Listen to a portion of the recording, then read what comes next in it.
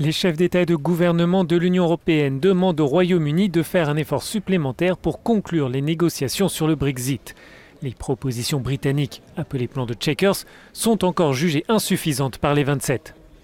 Les propositions faites en l'état aujourd'hui ne sont pas acceptables, tout particulièrement dans le domaine économique. Et en l'état, le plan Chequers ne saurait être un plan à prendre ou à laisser. Pour la première ministre britannique, il n'est pas question de céder aux demandes de ses partenaires sans prendre en compte l'intérêt du Royaume-Uni. Il n'y a pas de contre-proposition sur la table à l'heure actuelle qui réponde à nos besoins, qui respecte l'intégrité du Royaume-Uni et qui respecte le résultat du référendum. C'est ce que nous avons mis en avant. Les négociations butent sur la question irlandaise et la perspective d'un Brexit sans accord est dans tous les esprits.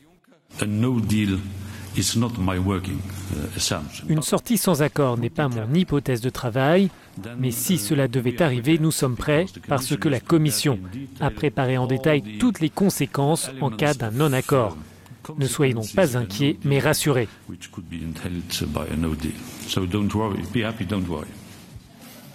Les 28 ont aussi parlé de politique migratoire. La perspective d'une coopération renforcée avec des pays d'Afrique est évoquée.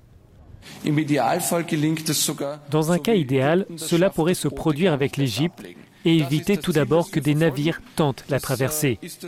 Nous nous rapprochons de cet objectif. Nous y sommes plus proches qu'il y a un an. Il y a 3 ans, ces idées étaient condamnées, qualifiées de droite radicale, mais désormais de plus en plus de pays soutiennent ces idées. Si ce dossier n'a pas provoqué de tensions majeures lors du sommet informel, les États membres semblent rester sur leurs positions respectives.